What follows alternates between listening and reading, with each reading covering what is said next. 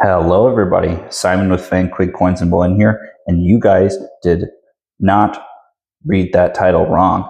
I did, in fact, buy $300,000 worth of gold. Now, I have to put a little asterisk on there, and I bought $300,000 worth of gold for a customer. This is not something that came into my office or that someone sold me, but I wanted to kind of talk about how this happened, how I was able to facilitate this deal, as well as potentially some pros and cons for this customer, and ultimately what I think overall on doing something like this.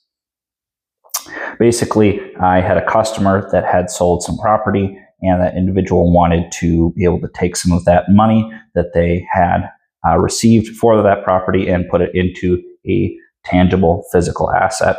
So we decided to get and purchase $300,000 worth of gold, and that turned out to be just about 90 ounces of gold here at today's market price. And I think they are going to be pretty happy with how things turn out for that individual. But I just want to kind of talk about some general pros and cons. So starting with the pros, gold is generally considered a safe haven asset for economic uncertainty. So what that means is basically, if you have money that you do not need in the short term and you are okay putting it into something, a physical, tangible asset, and it generally has held its value long term. And really, what kind of ties all that in there is, if there's recessions, inflations, or other geopolitical things going on, typically we have seen spikes of gold happen when there are wars going on. So people are uncertain about something and they want to be able to put that money into something that's going to be stable long term. Another pro is we have seen a huge demand from central banking. And basically what they're doing is the world banks are increasing their holdings. They're buying gold up by probably by the kilo, or 100 ounces or 1,000 ounces at a time. And they're just setting it aside because, in the world of fiat currency, there is nothing backing currency anymore. And it's always good to have something in your back pocket if, the world reserve currency, the US dollar, or, the pound or the euro goes under, something happens. I'm not a speculator in that sense, but it is smart to just have something tangible for you. Another positive, just in the general investing sense, keep in mind, guys, I'm not a financial advisor in any sense. I do this for my job and I follow these steps, but I need you guys to understand to make your own informed decisions as well. But a good thing to do is to diversify your portfolio. So just like how anyone would buy stocks and bonds, buying physical assets such as gold, silver, land, other antiques, artwork, that has always been a good place to park money, especially if it's not something that you need long term, or in the short term, I should say. There is low correlation with stocks and bonds. So what that means is if stocks are doing well, typically gold is not doing too much. If stocks are doing really poorly, then gold is typically pretty active. And this helps mitigate risk. Another positive for gold is it is an inflation hedge. So being able to take something like this, take your cash, and this individual that bought all this, basically felt that putting this money in the bank over the course of years and years and years would not do them any good. Basically earning fractions of a percent or a percent if they were to put it in a bond or a CD is not where they want it to be. They would rather just have it safe somewhere where they can actually get a hold of it if they need it. Another pro is inflation hedging. So you're able to preserve your purchasing power and be able to eventually, the thought is, be able to purchase the exact same thing with your gold here as you would, let's say this is $3,400. If it's $5,000 in 10 years, you would still be able to buy your $5,000 worth of goods that were worth $3,400 today, and basically you would be net across the board and not have to. But if you had it in dollars, you have $3,400, you just let it sit, you still have $3,400. Basically, you had that $1,600 eroded over 10 years, if that makes sense. And kind of another positive is this is accessible and this is tangible. So I have a few other things here. This individual is a little different, but I think most people, buy 5 gram bars here, are buying, 1 gram bars of gold, or things like this. Just have 1/10 ounce American Gold Eagle, buying things like that are more affordable for you and I to get a hold of. So, not saying that this is the best thing to buy for anybody. I mean, this person could have probably saved a little bit of money and bought 5-ounce bars, but realistically, the premiums were about the same for 1 ounce versus 5 ounce. So we elected to go with that. So now we talked about the pros, and let's talk about some of the cons. So in the sense of passive income, there is no yield generation long term. So generally in a stock portfolio, you want to be able to get dividends or interest in a CD or dividends from a stock, and basically that is free money reinvested, it's profit sharing, and you're able to put that money back into the stock and buy more stock. So there's no benefit there. You're not getting 4% year over year like a bond or a CD, but you have some other positives as well. Another con is the storage and insurance. So it is tangible, and the con is that someone, if they know about it, they can come and take it. And I was very clear with this individual: do not tell anyone, save maybe for a close friend or your daughter or family member,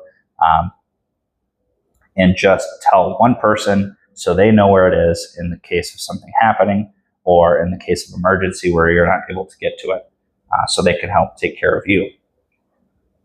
Another con is price volatility. It's very up and down. Lately, it has been very up, which is good. Realistically, as a dealer, it does not matter to me if it goes up or down. I will buy this at a fixed price and sell it at a fixed price no matter what the price. So I will always make a little bit on something like this and be able to go on my way. And then finally, a con, lastly, is tax implications.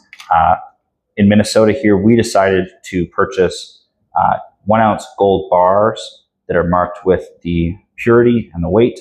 They are tax-free here in Minnesota, so this individual does not have to pay sales tax, which is very good.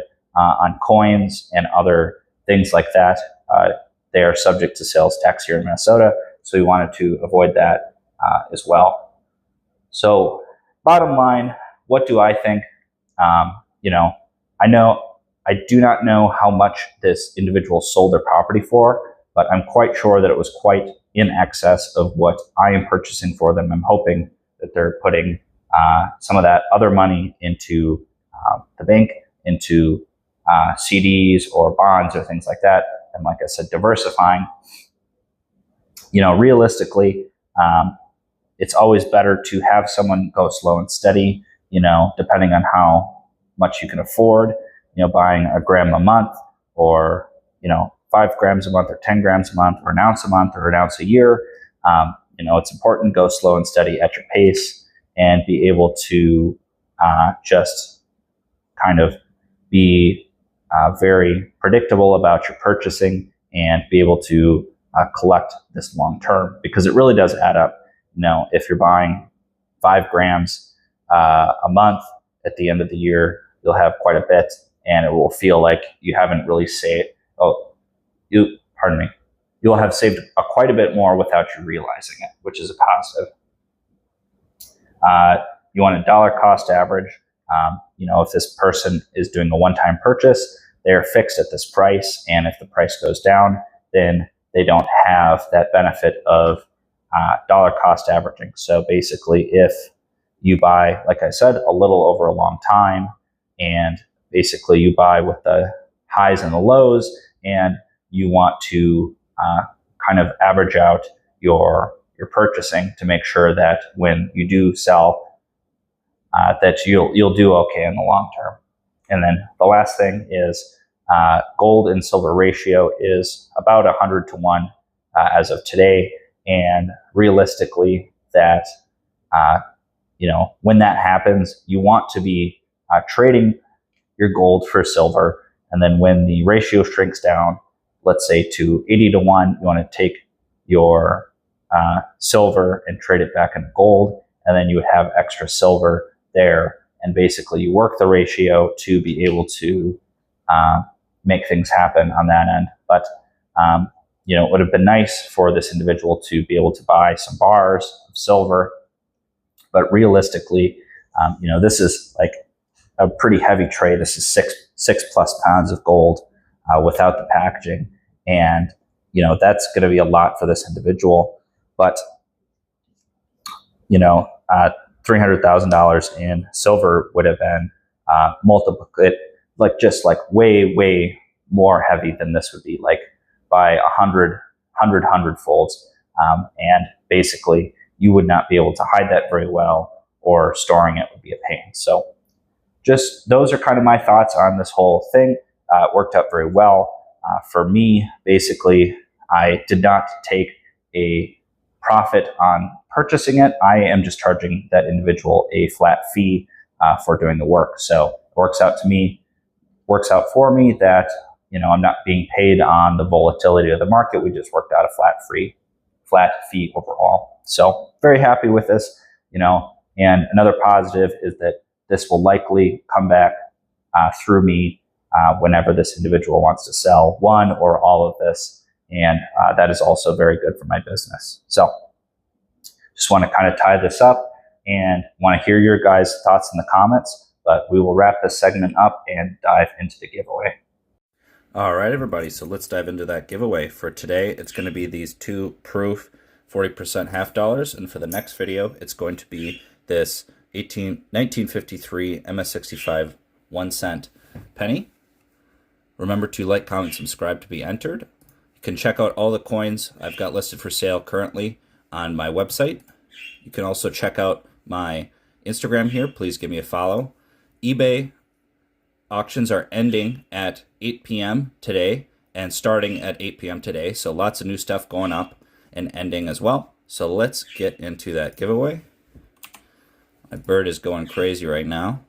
32 comments. Thank you, guys.